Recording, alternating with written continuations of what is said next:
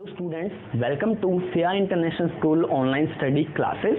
बेटे last video में हमने अपना chapter number 2 the forms of business organization complete कर लिया है। आज हम अपनी नया चैप्टर नई यूनिट स्टार्ट करने जा रहे हैं जिसका नाम है public private and global enterprise. ठीक है, पब्लिक प्राइवेट और ग्लोबल एंटरप्राइज के बारे में अब हम पढ़ेंगे। क्या होता है प्राइवेट एंटरप्राइज, पब्लिक एंटरप्राइज और ग्लोबल एंटरप्राइज क्या होते हैं। ठीक है, देखिए सबसे पहले प्राइवेट सेक्टर की मीनिंग देखिए आप, मीनिंग कि क्या होता है प्राइवेट सेक्टर। तो प्राइवेट सेक्टर एक ऐसा सेक्टर होता है विच is run and govern by the private people either by individual और बाय ग्रुप्स। ठीक है, तो प्राइवेट सेक्टर को ठीक है इंडिविजुअल लोग या फिर ग्रुप ऑफ पर्सन मिलकर चलाते हैं। उन्हें ऑर्गेनाइज भी प्राइवेट सेक्टर करता है, यानी इंडिविजुअल लोग करते हैं। इसमें गवर्नमेंट का कोई इंटरवेंशन, कोई हस्तक्षेप इसके अंदर नहीं होता।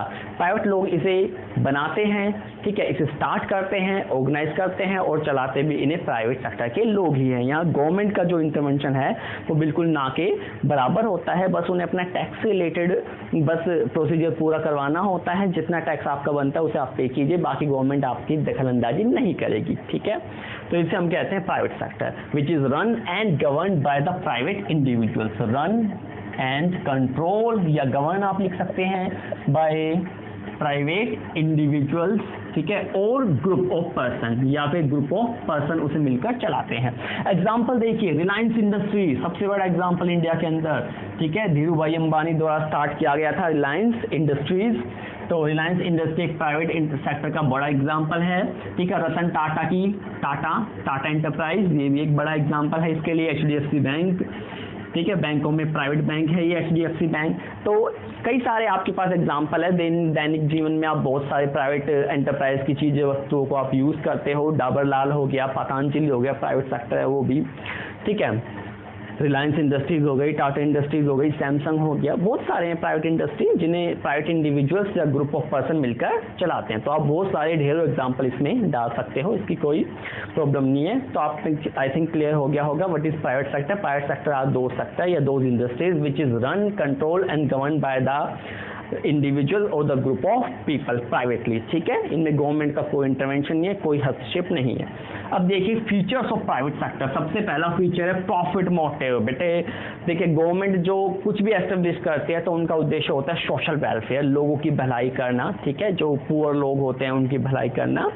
ठीक है, देश के गरीब तबके को भलाई करना, उन्हें सब्सिडीज वगैरह प्रोवाइड कराना, उन्हें अनाज प्रोवाइड कराना। ठीक है, गवर्नमेंट का ये उद्देश्य होता है। लेकिन प्राइवेट लोग जो होते हैं, प्राइवेट पीपल जब इंडस्ट्री एस्टेब्लिश करते हैं तो उनका एक ही मकसद होता है to earn more and more profit. ज़्यादा से ज़्यादा प्रॉफिट कमाया जाए, प्रॉफिट के बलबूते पर ही वो सर्वाइव कर सकते हैं। आज के कंपेटिटिव वर्ल्ड में इंडस्ट्रीज में, बिजनेस में सर्वाइव करना बड़ा मुश्किल होता है। आप सर्वाइव जब भी कर सकते हो जब आपको कंटिन्यूअस प्रॉफिट मिलता रहे। तो इसीलिए जो प्राइवेट लोग होते हैं उनका एक ही मोटिव होता है to earn more and more profit. और जब वो प्रॉफिट कमा लेते हैं तो उसमें से थोड़ा बहुत हिस्सा अपनी सोशल एक्टिविटीज में भी खर्च कर देते हैं, समाज की भलाई में भी खर्च कर देते हैं। जैसे सर्व शिक्षा अभियान में लगा दिया भाई, PNG के जो प्रोडक्ट आते हैं उसका 5% चला गया गरीब बच्चों की शिक्षा में, तो इस तरह से। लेकिन उनका मेन प्राइमरी मोटिव प्रॉफिट ही कमाना होता है।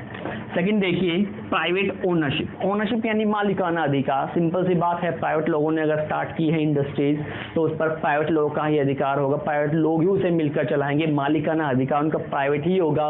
उनकी प्रॉपर्टी पर, असेट्स पर, ठीक है, अकाउंट्स पर सब प्राइवेट लोगों का ही अधिकार होगा। जो शेयर होल्डर या डायरेक्टर उनके होते हैं वही डिसीजन लेते हैं।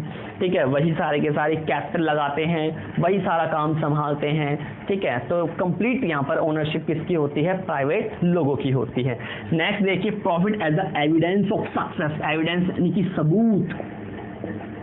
जब तक आपने अच्छा प्रॉफिट नहीं कमाया कोई आपको सक्सेसफुल बिजनेस नहीं मान सकता। ठीक है, एक सफलतापूर्वक व्यवसाय नहीं मान सकता। तो इसीलिए जो प्रॉफिट है वो प्राइवेट लोगों के लिए बड़ा जरूरी होता है, क्योंकि प्रॉफिट अगर आपको होगा तभी ये एविडेंस, ये सबूत होगा कि आपका बिजनेस सक्सेस हुआ है, आपका बिजनेस सफलतापूर्ण तरीके से पूरा हुआ है। बिना प्रॉफिट के तो प्राइवेट फर्में सर्वाइव ही नहीं कर पाती मार्केट में। वो 6 महीने 1 साल चलेगी, उसके बाद निकल जाएगी। नोकिया देखी, नोकिया के साथ क्या हुआ, उसका प्रॉफिट खत्म होना शुरू हुआ तो आज वो टिकी भी नहीं है, आज दिखती भी नहीं है नोकिया के फ़ोन वगैरह। तो इसीलिए प्रॉफिट ही एक ऐसा एविडेंस है जिसके बलबूते पर वो लॉन्ग रन में सर्वाइव कर सकते हैं। ठीक है, है, और हम मान सकते हैं कि yes they are successful enterprise. Next point देखिए प्राइवेट मैनेजमेंट। तो जो मैनेजमेंट, ठीक है, देखिए ओनर्स क्या करते हैं, ओनर्स बिजनेस को स्टार्ट करते हैं, बिजनेस को एक एग्जिस्टेंस प्रोवाइड करते हैं, लेकिन उन्हें चलाते कौन है, मैनेजर्स, ठीक है। एक्सपीरियंस मैनेजर्स को हायर किया जाता है, IIM अहमदाबाद से MBA किए हुए मैनेजर्स को हायर किया जाता है ताकि वो अच्छे से चला सके, ठीक है। तो जो मैनेजमेंट होता है वो पूरा प्राइवेटली होता है, प्राइवेट मैनेजर को हायर किया जाता है, उन्हें हाई सैलरी पे की जाती है, ठीक है, बड़े अच्छे से डिसीजन उनसे लेवाया जाता है, भाई उनके डिसीजन ऐसे होने चाहिए जिससे फर्म को फ़ायदा हो, फर्म को मैक्सिमम प्रॉफिट हो, सभी स्टेक होल्डर का इंटरेस्ट जो हित है वो बच सके। तो इनका जो मैनेजमेंट होता है कंप्लीटली प्राइवेट होता है, अलग से मैनेजर हायर करते हैं और उनसे अपना काम करवाते हैं। लास्ट है नो पॉलिटिकल इंटरफेरेंस, ठीक है। तो यहाँ पॉलिटिकल इंटरफेरेंस ना के बराबर होता है। मैंने अभी थोड़ी देर पहले बताया कि गवर्नमेंट का हस्तक्षेप केवल टैक्स तक की लिमिट है, वो आपसे टैक्स मांग सकती है। हाँ, कई बार उन्हें अगर ऐसा लगता है कि भाई आपने कोई स्कैंडल परफॉर्म किया है, कोई घोटाला कर दिया, ठीक है, आपने हम जो ज़्यादा इनकम कमाई और गवर्नमेंट को टैक्स बहुत कम पे किया है, तो फिर आपके पास इनकम टैक्स ब्रांच की रेड पर जाती है, तब आपके पास इंटरफेरेंस हो जाता है। लेकिन अगर आप ईमानदार तरीके से, ठीक है, होनेस्ट तरीके से गवर्नमेंट को जितना टैक्स बनता है उतना दे देते हो, तो गवर्नमेंट आपको यकीन कीजिए किसी चीज़ में इंटरफेरेंस नहीं करेगी। यानी गवर्नमेंट का इंटरफेरेंस ना के बराबर होता है, राजनीति हस्तक्षेप यहाँ पर नहीं होता, ठीक है, पॉलिटिक्स का कोई इंटरफेरेंस नहीं होता, प्राइवेट लोग मिलकर अपना बिजनेस चलाते हैं। स्टूडेंट्स देखिए, हमने अभी अभी आपको प्राइवेट एंटरप्राइज के बारे में बताया, जो इंडिविजुअल और ग्रुप ऑफ पीपल मिलकर चलाते हैं, उसके फीचर के बारे में बताया। अब हम देख लेते हैं कुछ फॉर्म्स ऑफ प्राइवेट एंटरप्राइज, ठीक है। प्राइवेट एंटरप्राइज के कुछ फॉर्म होते हैं जिनके थ्रू आप प्राइवेट बिजनेस स्टार्ट कर सकते हैं, उसे वो देखिए। सबसे पहला फॉर्म होता है सोल प्रोप्राइटरशिप। बहुत बार शुरू में पढ़ाया जा चुका है sole proprietorship, where only one member can start the business. Sole proprietorship में क्या था, बहुत पहले हमने बताया था आपको, एक पर्सन होता है, सोल का मतलब अकेला, एक पर्सन होता है, बिजनेस को स्टार्ट करता है, रिस्क बियर करता है, खुद ही मैनेज करता है, अकेला डिसीजन लेता है, छोटे छोटे डिसीजन, बड़े से बड़े डिसीजन, अनलिमिटेड लायबिलिटी को एंजॉय करता है और जितना भी प्रॉफिट है सारा सारा उसका होता है। ये था सोल प्रोप्राइटरशिप, जो कि एक private forms of business organization का पार्ट होता है, जहां पर केवल एक मेंबर होता है, ठीक है, सारे डिसीजन वही लेता है, सारे काम वही संभालता है, किसी से डिस्कस उसे नहीं करना, सारी अनलिमिटेड लायबिलिटी उसे पे करना है, यदि अगर कोई लायबिलिटी आ जाती है तो सारी, और जितना भी प्रॉफिट है सारा का सारा उसका होता है, फॉर्मेलिटी उसे ज़्यादा बियर नहीं करनी पड़ती, ठीक है। तो ये एक अकेला मेंबर है। तो ये सबसे पहली फॉर्म्स ऑफ बिजनेस ऑर्गेनाइजेशन था जो कि प्राइवेट एंटरप्राइज के अंडर आता है। सेकंड देखिए जॉइंट हिंदू फैमिली बिजनेस। भाई ये भी आपका प्राइवेट एंटरप्राइज के अंडर आता है, फैमिली का बिजनेस होता है, हेरिटेज होते हैं, विरासत में उन्हें मिलता है, एक कर्ता होता है, ठीक है, परिवार का सबसे बड़ा सदस्य है, ठीक है, जो सारे के सारे डिसीजन लेता है, और जो करता था उसकी लायबिलिटीज़ कैसी होती थी, अनलिमिटेड लायबिलिटीज़ उसकी होती थी, ठीक है, यानी कि लॉस होने पर सारा का सारा उसे अपनी पर्सनल प्राइवेट प्रॉपर्टी से बियर करना पड़ता था। कर्ता के अलावा बाकी जो लोग होते हैं, मेंबर्स जो होते हैं, उनकी लायबिलिटीज़ लिमिट होती है, ठीक है, जितने का उनका शेयर है, जो भाग उनके पास है वहीं तक ही उनकी लायबिलिटीज़ लिमिट होती है, उन्हें अनलिमिटेड लायबिलिटी पे नहीं करनी पड़ती। तो ये भी आपका एक प्राइवेट एंटरप्राइज की फॉर्म थी, जॉइंट हिंदू फैमिली बिजनेस, जो हिंदू लॉ के अकॉर्डिंग काम करती थी, ठीक है, हिंदू लॉ बनाया गया है, इसके अकॉर्डिंग काम करती थी। कर्ता होता है जो सारे काम संभालता है, कर्ता की लायबिलिटी अनलिमिटेड होती है, ठीक है। जन्म लेते ही दो सिस्टम थे इसके, ठीक है, जन्म लेते ही वो क्या बन जाता है, जो पैट्रेज प्रॉपर्टी है, जो पैतृक प्रॉपर्टी है, उसमें हिस्सेदार वो बन जाता है, ठीक है। कितने ही मेंबर हो सकते हैं, ठीक है, कर्ता की लायबिलिटी अनलिमिटेड है, बाकी मेंबर्स की लिमिटेड होती है। Joint Hindu family business. Next है पार्टनरशिप, ठीक है, मिनिमम कितने चाहिए, 2, मिनिमम मेंबर चाहिए 2 और मैक्सिमम कितने 50। तो मिनिमम 2 और मैक्सिमम 50 लोग मिलकर एक पार्टनरशिप शुरू कर सकते हैं।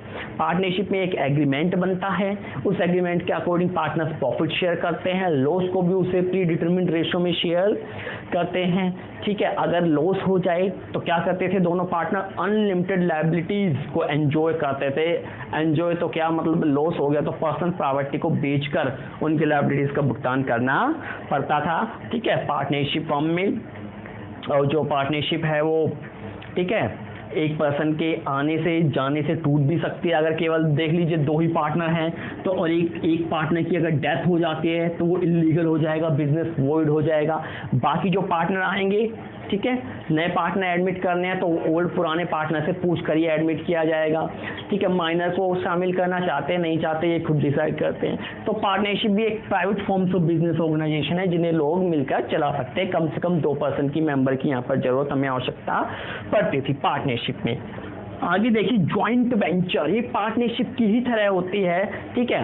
बस ये है कि भाई पार्टनरशिप तो लंबे तक खिंचती चली जाती है, लेकिन ज्वाइंट वेंचर क्या होती है, सम स्पेशल पर्पस के लिए या सम स्पेशल ऑब्जेक्टिव के लिए फॉर्म की जाती है। इसमें भी मिनिमम 2 मेंबर चाहिए, मिनिमम 2 चाहिए, और मैक्सिमम इसमें कोई लिमिट है ही नहीं, नो लिमिट, कितने ही लोग मैक्सिमम इसमें हो सकते, बट मिनिमम 2 चाहिए ज्वाइंट वेंचर में भी। देखिए जो हीरो होंडा कंपनी है वो ज्वाइंट वेंचर थी, ठीक है, दोनों कंपनियों का ज्वाइंट वेंचर बना हुआ था। स्पेशल पर्पस स्पेशल ऑब्जेक्टिव के लिए ये फॉर्म्ड होती है। जैसे ही वो ऑब्जेक्टिव या पर्पस पूरा होता है तो ये फिर से अलग अलग हो जाती हैं, बिजनेस खत्म हो, वो जो ज्वाइंट वेंचर बना था वो एंड हो जाता है, खत्म हो जाता है वो, ठीक है। अब ये कहाँ यूज होती है, ये जो बड़े जैसे कहीं ब्रिज बनना है उसके लिए 2-3 कंपनियां आपस में आकर मिलती है, ब्रिज का काम ओवर हुआ, कंपनियां अलग अलग हो गई। कैनाल्स, ठीक है, नहरें जो बनवाई जाती हैं गांव में उसके लिए 2 कंपनियां आ सकती है एक साथ, ठीक है, काम कर सकते हैं, काम पूरा होते ही अलग हो जाएंगी, ठीक है। रोड, पुल, डैम्स, ब्रिजेस, ठीक है, फ्लाईओवर, ठीक है, हाईवेज, इनके लिए ये कंपनियां बनाई जाती हैं। जैसे इनके ऑब्जेक्टिव पूरे होते हैं, जैसे हाईवे पूरा हुआ, कैनाल्स पूरे हुए, रोड, पुल्स, ब्रिजेस, डैम्स ये सब पूरे हुए, कंपनियां अलग हुई। मिनिमम 2 मेंबर चाहिए, मैक्सिमम कोई लिमिट है ही नहीं, जॉइंट वेंचर कंपनी ये होती है। आगे देखिए जॉइंट स्टॉक कंपनी, ठीक है, जॉइंट स्टॉक कंपनी। अभी जॉइंट स्टॉक कंपनी कहाँ जरूरत पड़ती है, जहां लार्ज अमाउंट ऑफ कैपिटल आपको चाहिए, लार्ज अमाउंट ऑफ कैपिटल, बहुत ज्यादा पैसा, बहुत ज्यादा रुपया आपको चाहिए होता है, तब आपको जॉइंट स्टॉक कंपनी होती है। अच्छा, रुपया बहुत चाहिए और रिस्क भी बहुत हाई है, आपका risk is really high, risk high है, रुपया बहुत ज्यादा चाहिए, ठीक है, तो उसके लिए आप क्या कर सकते हैं, एक जॉइंट स्टॉक कंपनी खोल सकते हैं। जॉइंट स्टॉक कंपनी प्राइवेट भी होती है और पब्लिक भी होती है, और इस पर कंपनीज एक्ट 2013, ठीक है, कंपनीज एक्ट 2013 के सारे रूल्स, रेगुलेशन, प्रोविजंस अप्लाई होते हैं जॉइंट स्टॉक कंपनी पर, ठीक है। यहाँ पर जो भी कंपनी की फीचर है सारे अप्लाई होंगे। यहाँ पर भी एक आर्टिफिशियल पर्सन कंपनी बनाई जाएगी, जॉइंट स्टॉक कंपनी की कॉमन सील होगी, उस कॉमन सील से वो पहचानी जाएगी, वो मोहर वहाँ लगाई जाएगी, ठीक है। जॉइंट स्टॉक कंपनी भी 2 तरह की ही होती है, प्राइवेट और पब्लिक कंपनियां होती हैं, ठीक है। बस देखिए कंपनी, जॉइंट स्टॉक कंपनी और कंपनी एक ही बात है, कोई इसमें ज़्यादा डिफरेंस नहीं है, वही कंपनी वाले सारे रूल्स यहाँ लगते हैं। बस एक डिफरेंस आप कह सकते हो, जॉइंट स्टॉक कंपनी में लार्ज अमाउंट ऑफ कैपिटल और हाई रिस्क वाली कंपनियों को हम जॉइंट स्टॉक कंपनी कह सकते हैं। बाकी ये कंपनी की ही तरह होती है, प्राइवेट पब्लिक होते हैं, ठीक है। पब्लिक कंपनी है तो ट्रांसफर शेयर कर लेगी, प्राइवेट कंपनी है तो वो नहीं करने देगी, ठीक है। क्या बेसिकली पब्लिक कंपनी के केस में मिनिमम 7 मेंबर्स होते हैं, ठीक है, और मैक्सिमम का कोई लिमिट ही नहीं थी, ठीक है। प्राइवेट कंपनी के केस में मिनिमम 2 होते हैं और मैक्सिमम 200 होते हैं, तो वो सारे प्रोविजन यहाँ भी अप्लाई होंगे। शेयर को पब्लिक कंपनी ट्रांसफर करने देगी और वो नहीं करने देगी, तो ये था। नेक्स्ट है कोऑपरेटिव सोसाइटियाँ या कोऑपरेटिव एंटरप्राइज, ठीक है। ये जो लोग होते हैं ये एक ग्रुप तैयार करते हैं और उस ग्रुप के जो मेंबर्स होते हैं उनकी वेलफेयर, उनका भला करना ही इनका मुख्य उद्देश्य होता है, ठीक है। Cooperative society group of members बन गए भाई, अब वो जो भी काम करेंगे अपनी मेंबर्स की हेल्प के लिए, सोसाइटी के लिए करेंगे, ठीक है। कोऑपरेटिव सोसाइटियाँ जो खुली हुई हैं वो सारी की सारी कोऑपरेटिव सोसाइटियों के अंडर आती हैं, ठीक है। ये अपने मेंबर्स की हेल्प के लिए बनाए जाते हैं। इनका उद्देश्य क्या होता है भाई, बल्क में गुड्स को लेकर आए और अपने मेंबर्स को लो प्राइस पर डिस्ट्रीब्यूट करके दें। कई बार ये बाहर के लोगों को भी बांट देते हैं गुड्स एंड सर्विसेज जब इनकी मेंबर्स की नीड्स पूरी हो जाती हैं। तो ये कोऑपरेटिव सोसाइटी होती है जो अपने मेंबर्स, ठीक है, फॉर देयर मेंबर्स की वेलफेयर के लिए, उनके कल्याण के लिए ओपन की जाती है the cooperative society. Thank you very much.